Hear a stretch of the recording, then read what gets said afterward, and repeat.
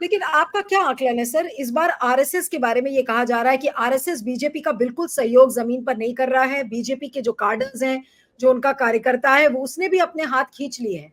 आपकी क्या रिपोर्ट्स है? आप तो झारखंड में हैं, बहुत क्लोजली देख रहे होंगे। वहां पे क्या सिनारियो है? क्या आपको लगता है कि और इस बार देश भर से ये खबरें आ रही कि आरएसएस इस बार बीजेपी का सहयोग नहीं कर रहा है? देखिए, मैं तो यहाँ झारखंड में हूँ, अपनी पुरानी कॉन्स्टिट्यूएंसी में हूँ और एक नज़र रखे हुआ हूँ सारी परिस्थिति के ऊपर। मुझे चुनाव प्रचार में आरएसएस कहीं नज़र नहीं आ रहा है।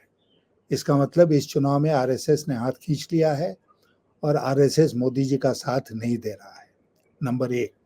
नंबर दो, जहाँ तक हमारे क्षेत्र का सवाल है, तो यहाँ तो भारतीय जनता पार्टी में ही भगदड़ मच गई है। यहाँ के बड़े बड़े जो नेता हैं भारतीय जनता पार्टी के, वो भारतीय जनता पार्टी से नाराज होकर रोज भारतीय जनता पार्टी से इस्तीफा दे रहे हैं। क्यों? क्योंकि कहीं ना कहीं उनको भी इस बात का एहसास हो गया है कि भारतीय जनता पार्टी अब वो भारतीय जनता पार्टी नहीं है जिसके लिए वो खटते थे, मरते थे। भारतीय जनता पार्टी का चरित्र बदल गया है, दिल्ली में भी बदल गया है, हजारीबाग में भी बदल गया है। लेकिन सर इस बार आप देखिए कि चुनाव आयोग की जो भूमिका है, कल भी एक बड़ा डेलीगेशन सारे सिविल सोसाइटी का गया कि वोटर टर्नआउट डेटा जो था चुनाव आयोग ने ठीक से उसको पारदर्शी तरीके से नहीं दिया। उसके बाद मोदी जी को लेकर मोदी जी ने जो कम्युनल भाषण दिए मुसलमानों को लेकर, उसको लेकर शिकायत की गई थी। नड्डा जी को चिट्ठी भेजी गई, मोदी जी को नोटिस भेजने की हिम्मत भी नहीं की चुनाव आयोग ने। और अब नड्डा जी ने जो जवाब दिया है चुनाव आयोग को, उन्होंने एक तरीके से ये कह दिया है कि देखिए मोदी जी के भाषणों में कोई गलत बात नहीं है। उन्होंने ये कह दिया कि ये तो उल्टा जो शिकायत करता है यानी कि कांग्रेस, सीपीआई और सीपीआईएमएल, ये हिंदू विरोधी है और ये प्राचीन हिंदू संस्कृति के खिलाफ है।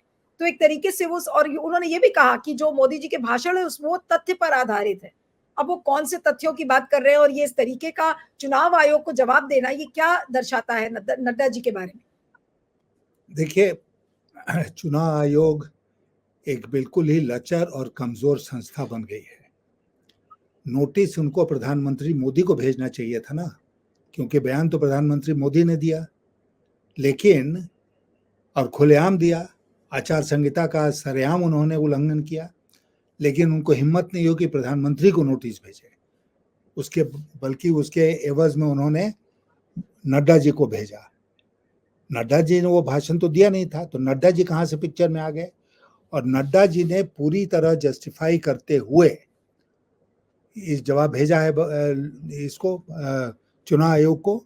और मैं आज के दिन आपसे कहना चाहता हूं कि चुनाव आयोग खामोश रह जाएगी पूरे चुनाव तक। वो इस पर कोई वो फैसला देंगे ही नहीं और सारी बात आई गई खत्म हुई। बल्कि अगर कोई एक्शन लेंगे तो उन लोगों के खिलाफ लेंगे जिन्होंने शिकायत की थी। उल्टे चोर कोतवाल को डांटे।